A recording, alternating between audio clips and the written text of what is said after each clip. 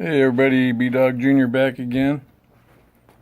I got a couple more examples of some Sprag clutches that I'd like to show you guys, and it's not really aviation related. I just figured give you all a couple more examples to look at. You guys may even have some of these in your toolbox.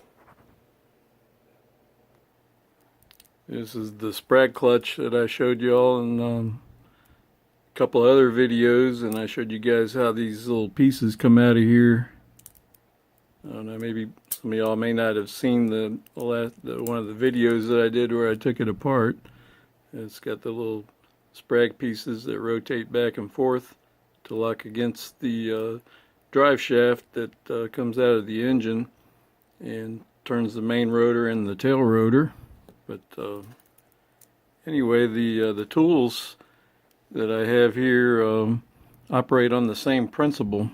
You can see this angle head screwdriver, and it operates with these two screwdrivers here. You got a Phillips head bit and a straight slot bit. I'll put the Phillips head bit in so you guys can see it. So yeah, it just turns in one direction and locks in the other direction. That's the same thing that a Sprag clutch does. You have to take it off and rotate it around to go the other way. And it's nice and tight, doesn't make any noise like a ratchet would. Here's a ratchet. All you have to do to change directions on the ratchet is just flick the switch. And this is a super low profile apex bit that I cut down. You can see I ground it down to where it's basically like about 1/4 of an inch, maybe 5/16. But yeah, maybe that's an idea that people can use if they're looking to make themselves a lower profile angle head ratchet. I got this from Home Depot, I think. It's a Husky tool. Maybe y'all can see that, but it's Husky. And here's another tool that operates on a Sprag clutch principle. See, it doesn't make any noise. And the way you change directions on it is just by pushing the square drive from one side to the other, like so. And I believe these were all made in USA. I'm not sure where I bought them. I've had them for about 20 years, so it's not new technology, but it is kind of neat. And it is a lot newer than this. But these still work, you know, tried and true. But I like that a lot better. For any of you people that were curious about where the Sprag clutch goes on a helicopter, this is the freewheeling unit assembly, and the Sprag clutch goes right inside that little housing there, which is called the outer race, or actually that's called the input. That's the output shaft. This is the input shaft, and those splines right there are driven by the engine gearbox, and it causes this whole housing to rotate, and with that Sprag clutch inside there connected to the output shaft, it will allow the engine to freewheel. It will allow the drivetrain to freewheel in case the engine fails or if the engine's shut off for any reason. And it all goes into this housing right here, which mounts on the front side of the engine, and this shaft goes all the way through the center of the engine gearbox. This end connects to the tail rotor drive shaft, and the front side connects to the main rotor transmission. Anyway, I just figured I'd show you guys that in case anybody was curious. This ratchet here, it's a Craftsman low profile ratchet, and I had that socket ground down specifically for doing the brake rotor calipers on a King Air aircraft. It's got 2 calipers, actually 4 calipers on each wheel, so it takes a little time to get the bolts in and out, and you got to have a low profile. You can get a wrench in there, but a ratchet's quicker, and just getting a ratchet in there saves a lot of time doing brakes. It's a dirty job, but somebody's got to do it, right? I also mentioned in my last video about 2 wrenches that were bolted together, and this is the 2 I was talking about. And I'll show you the reason why. This is a recommended special tool at Bell Helicopter Training Academy, and what it's for is to hold 2 bolts at the same time while you're torquing the nuts, and it's supposed to help prevent the drive shaft from rotating while you're torquing your nuts.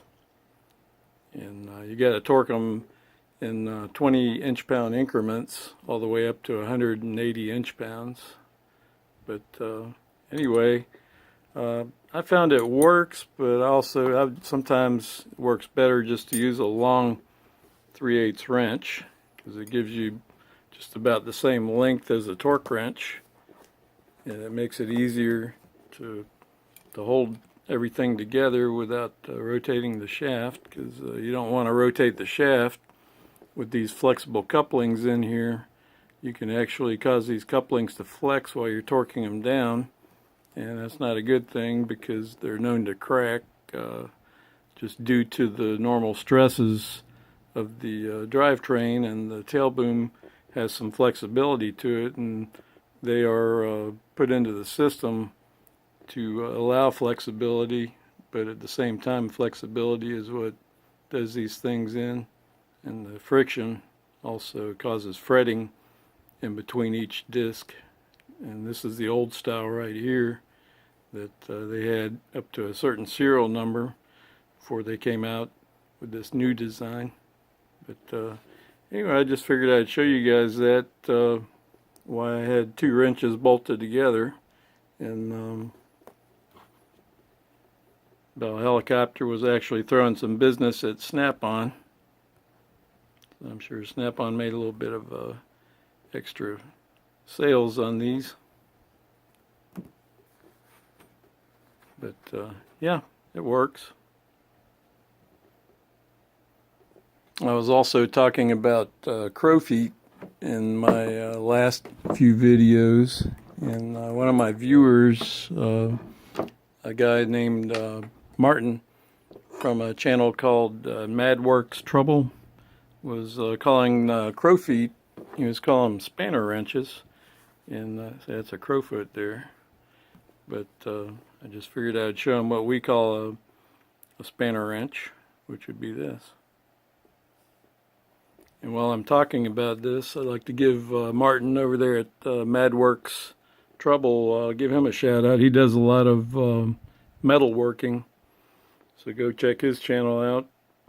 He's located in Germany, but he speaks very good English, so you guys would probably be interested in a lot of the stuff that he does.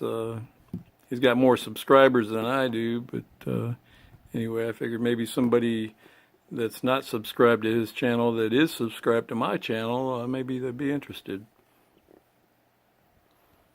This is a forged aluminum intercoastal transmission mount that came off of a 1971 model Bell OH-58A Plus Kiowa helicopter that we had at work. And the reason you can see some marks on there where we were hitting it with a die grinder to get the fasteners off of here.